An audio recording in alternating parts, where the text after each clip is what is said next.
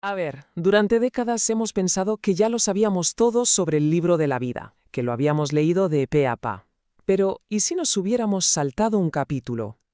Y uno bastante importante, además.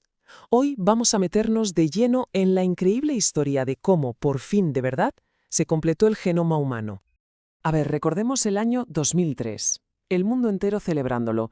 El proyecto Genoma Humano terminado. Salió en todas las noticias, a bombo y platillo.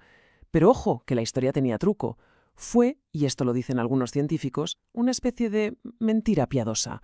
Una simplificación que en ese momento era necesaria, sí, pero la pura verdad es que el trabajo, vamos, no estaba ni cerca de estar acabado. Faltaba ni más ni menos que un 8%. Y claro, dicho así, un 8% puede no sonar a mucho, pero es que en el genoma eso es una auténtica barbaridad. Estamos hablando de 200 millones de pares de bases. Para que nos hagamos una idea, es como si nos faltara un cromosoma entero.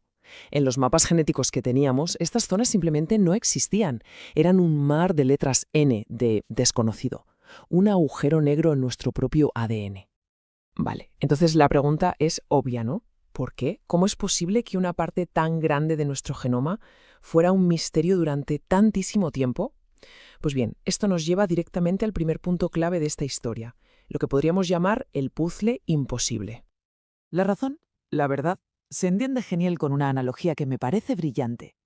A ver, imaginemos que estamos montando un puzzle, pero no un puzzle normal, sino uno de un cielo completamente azul, sin una sola nube.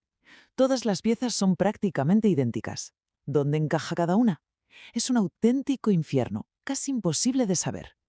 Pues bien, ese era exactamente el problema con ese 8% que faltaba de nuestro ADN. Es que las tecnologías que se usaban antes leían el ADN en trocitos muy pequeños. Y oye, para las zonas del genoma que son únicas, eso funcionaba de maravilla. El problema venía al llegar a estas regiones de cielo azul, a estas secuencias que se repetían una y otra vez. Los ordenadores, los algoritmos que intentaban montar el puzzle, sencillamente se volvían locos, colapsaban, no sabían distinguir una pieza de la otra y al final el ensamblaje se rompía. Era imposible.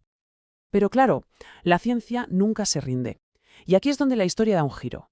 Esto nos lleva a los verdaderos protagonistas, a los héroes de esta aventura. Por un lado, unas tecnologías completamente nuevas, y por otro, el equipazo de científicos que por fin consiguió descifrar el código. La primera pieza de este nuevo rompecabezas tecnológico fue una cosa llamada PacBio Hi-Fi. Pensemos en ello como el ojo de águila del genoma. ¿Por qué? Porque no solo era capaz de leer fragmentos de ADN muchísimo más largos que antes, sino que, y esto es la clave, lo hacía con una precisión brutal, de más del 99,9%. Y esa precisión era absolutamente fundamental para poder ver las pequeñísimas diferencias entre las piezas del cielo azul. Pero vale, con el ojo de águila podíamos ver los detalles. Ahora, para cruzar los auténticos océanos de repeticiones, las zonas más enormes y monótonas, hacía falta algo más. Y ahí es donde entra en juego la segunda tecnología clave, Oxford Nanopore. Esto ya es otro nivel. Esta tecnología podía leer fragmentos ultralargos, de más de 1 millón de bases seguidas. Fue como construir un andamio gigantesco para poder cruzar esos vacíos y conectar las partes del genoma que ya conocíamos. Pero claro, la tecnología por sí sola no hace milagros. Hacía falta gente, hacía falta un equipo. Y ese equipo fue el Consorcio Telómero a Telómero, o T2T para los amigos. Un esfuerzo colaborativo con gente superpotente al frente como Karen Miga o Adam Philippi. Y no solo tenían la tecnología, tuvieron una idea que fue sencillamente brillante. Decidieron usar una línea celular muy especial, la CHM13, que es lo que se conoce como haploide. ¿Qué significa esto en cristiano?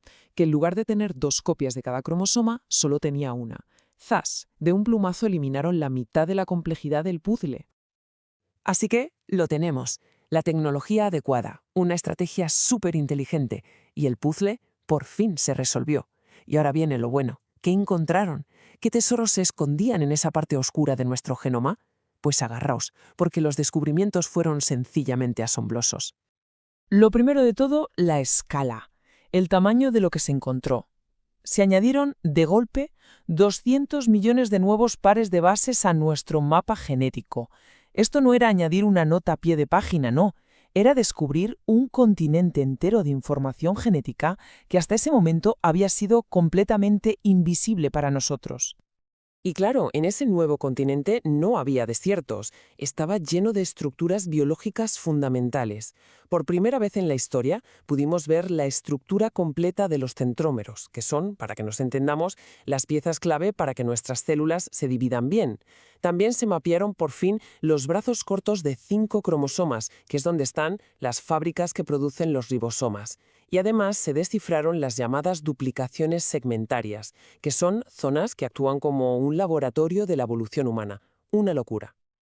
Y aquí llega una de las sorpresas más gordas, porque se pensaba que estas zonas repetitivas eran como ADN basura, desiertos genéticos sin mucha función. Pues nada de eso. Resulta que se encontraron casi 100 genes nuevos. Genes que todo apunta sirven para fabricar proteínas y que hasta ahora habían estado totalmente ocultos, fuera del radar de la ciencia. Para que veamos la diferencia, el salto es de verdad monumental. Pasamos de un mapa de referencia, el antiguo, que estaba lleno de agujeros y solo cubría el 92%, a uno que está completo al 100%. De tener los centrómeros como una especie de enigma, a poder leerlos base por base. Esto no es una mejora, es empezar a jugar en una liga completamente nueva para la genómica. Vale, todo esto es fascinante para la ciencia, está claro. Pero, ¿y para el día a día? ¿Para la salud? ¿En qué nos afecta? Pues aquí es donde la cosa se pone realmente interesante, porque esto abre un capítulo completamente nuevo para la medicina de precisión. Pues mira, tener un mapa completo, un GPS perfecto de nuestro ADN, mejora la precisión de los diagnósticos genéticos de una forma brutal. Primero, se acaban las mutaciones fantasma, que eran errores que aparecían simplemente porque el mapa antiguo estaba mal. Segundo, ahora se puede contar con total exactitud cuántas copias de un gen tiene una persona, algo que es vital para un montón de enfermedades. En resumen, se mejora el análisis de más de 200 genes que son súper importantes para la medicina. Y esto no es teoría, ¿eh? Ya se están viendo los resultados. Por ejemplo, en la atrofia muscular espinal, una enfermedad genética grave, ahora se pueden contar perfectamente las copias de los genes que la causan. O para el riesgo de infartos, ahora se puede medir con precisión un gen llamado LPA. Y en cosas como las arritmias se evitan diagnósticos erróneos, falsos positivos, que antes ocurrían porque el mapa no era bueno. Completar el genoma de una persona ha sido sin duda un hito histórico. Increíble. Pero esto, claro, nos lleva a la última pieza del puzzle, a la última parte de esta historia, la necesidad de tener no un genoma, sino un genoma que nos represente a todos. Y la pregunta al final es bastante simple, pero muy potente. ¿De verdad el genoma de una única persona puede representar a los miles de millones que somos en el planeta con toda nuestra diversidad? Pues la respuesta, como podemos imaginar, es que no. Claramente no.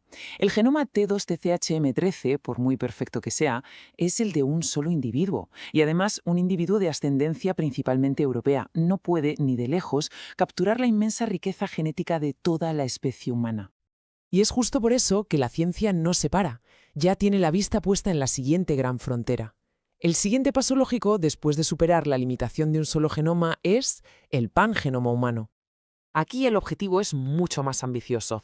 Se trata de secuenciar con esta misma calidad perfecta los genomas de 350 personas de orígenes súper diversos, de todos los rincones del planeta.